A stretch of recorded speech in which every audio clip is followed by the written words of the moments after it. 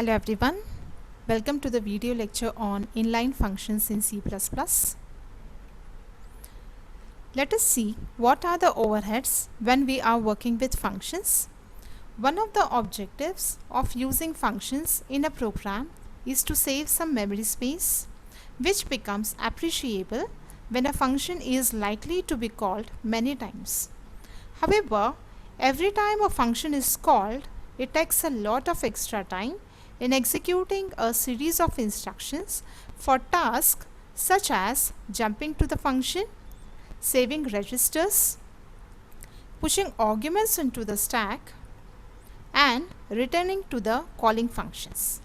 When a function is small, a substantial percentage of execution time may be spent in such overheads. To eliminate the cost of calls to small functions, C++ proposes a new feature which is called as inline functions. Let us see what our inline functions are. An inline function is a function that is expanded inline when it is invoked. The compiler replaces the function call with the corresponding function code. Inline functions. The inline functions are defined as follows. Here we are using a keyword called as inline in the header of the function. Followed by that is the function body. The speed benefits of inline functions diminish as the function grows in size. So at some point the overhead of the function call becomes small compared to the execution of the function, and the benefits of inline functions may be lost. So usually the functions are made inline when they are small enough to be defined in 1 to 2 lines. Let us see the pros and cons of inline functions. Pros are inline expansion makes a program run faster, whereas cons are it makes a program to take up more memory. There are some situations where inline expansion may not work, like if a function has written values, if a loop, a switch, or a goto statement exist, or for functions not returning values but a return statement exists, and if the function contains static variables, or if the functions are recursive. In such situations, inline functions may not work. Inside the class definition, inline function. Now there are some situations when a function is defined inside a class. So when a function is defined inside a class, it is treated as an inline function.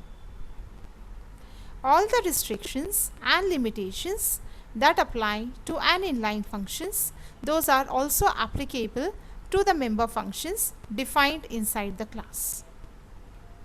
So usually small functions are defined inside the class definition. Let us see an example using inline functions. So we have a class called as number. Now there are two private members, data members, those are num1 and num2.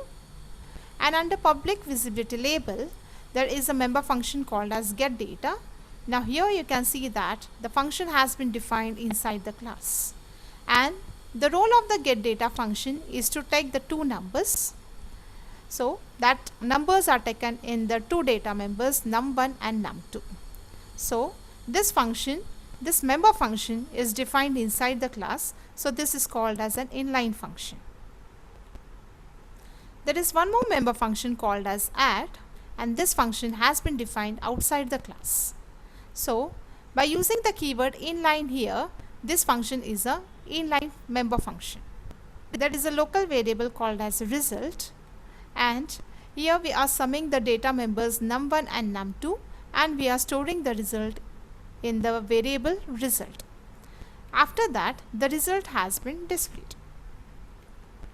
So using keyword inline in the function header, this function is a inline function. In the main, first we are creating the object for the class number. And by using the object and the dot operator, we are calling the getData function, where it takes the values for these two data members num1 and num2. After that, we are invoking the function add by using the object and dot operator. Now this is another inline function where the addition of the data members is taken place and the result is finally displayed. So we have come to the end of the lecture. Thank you.